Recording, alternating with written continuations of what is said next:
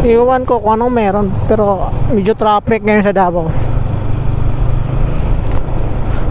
At, oo nga pala, may ipapakita lang ako. Kung galing kayo sa Bahada at pupunta kayo ng Diversion Road dito, may makikita kayong speed camera dyan, or speed radar o radar.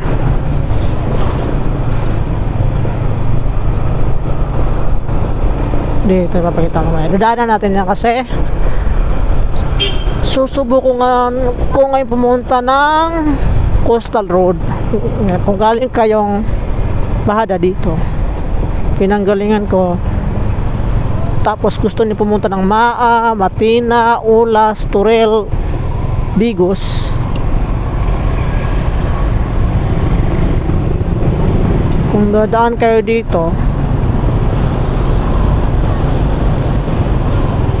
kailangan ma-maintain nyo yung speed limit dito.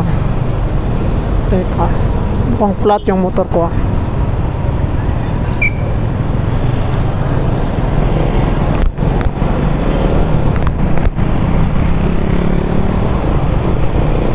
Hanggang di pa tayo nakakalayo, check ko muna. So medyo mukhang tagilid, mukhang tagilid. Hindi. Hindi. So maninigurado lang tayo. So dito, after nung traffic light, pagbaba nyo dito, so kung galing kayong buhangin, papunta kayo ng Turel sa mga sinabi ko kanina, pagbaba nyo dito, dapat slow down na kayo kasi may speed camera dyan sa baba, dyan. Follow the speed limit na lang dito sa Diversion Road. Dito, dadaanan natin. May speed camera, radar, tawag dyan. Dito sa pababa na to. Ayun oh, pakalaki.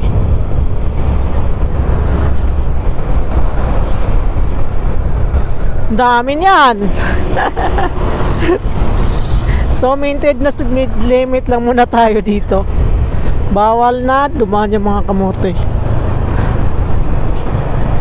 Dati wala yan eh, pero ngayon mga sobrang tumagal mga ilang buwan na din, meron na yung mga bagong motor.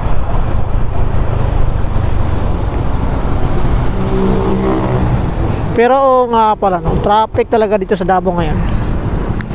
So kung nadadaan kayo dito, make sure nyo lang na pagdating nyo doon sa traffic light, pababa na kayo, magdahan-dahan na kayo. Kung ayaw yung mabigla kapag nag-renew na kayo ng motor nyo, motor o kahit anong vehicle. Speed limit pala dito sa Diversion Road is 60 kph.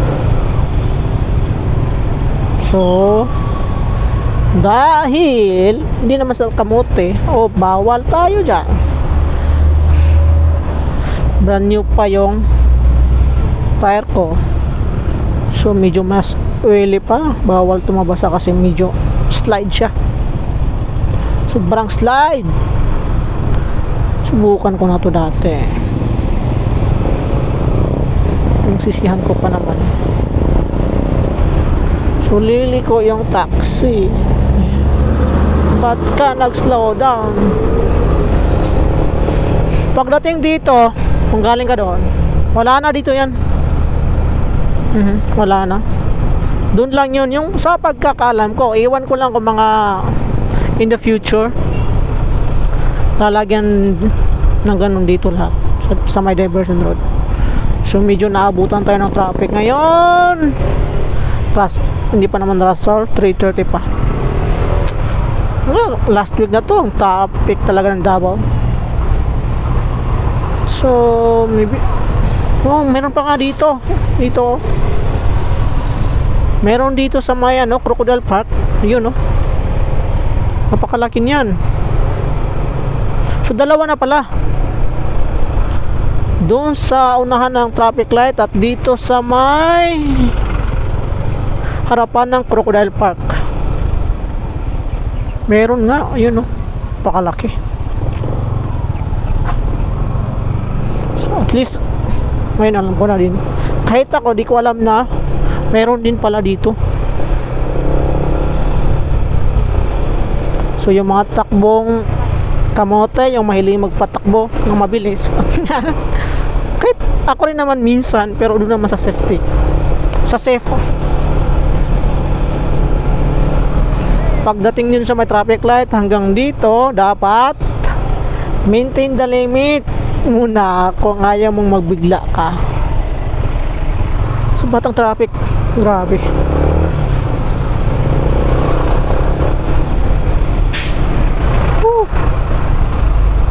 Malaki yan. Hop, wag yan. Wag yan. Wag yan, malaki yan. Hindi ka kita dyan. Pag sumingit ka, blind spot ka. So yun na nga. So bakit? Ang traffic. Grabe.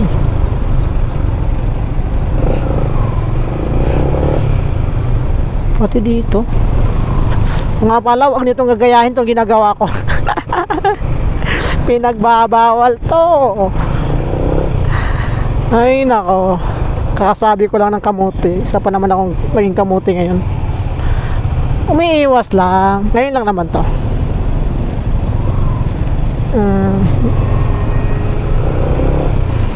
Grabe. Hanggang saan tong traffic na to? Parang pinagsisihan ko na dumaan ako dito ah.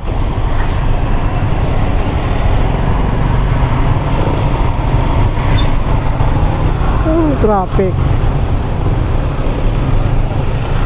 Hanggang samaan na to ah. So kung traffic dito, so sayang.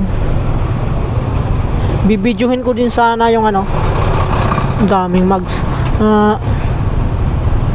Bibidyohin ko din sana yung tulay na ginagawa dito sa diversion road dito sa Maa. Kaso mukhang hindi natin ito magagawa kasi sobrang traffic. So sa susunod lang siguro. So hanggang dito na lang muna. At para makapag-focus na din ako magmotor kasi delikado to, magsingit-singit ka na hindi ka nakafocus.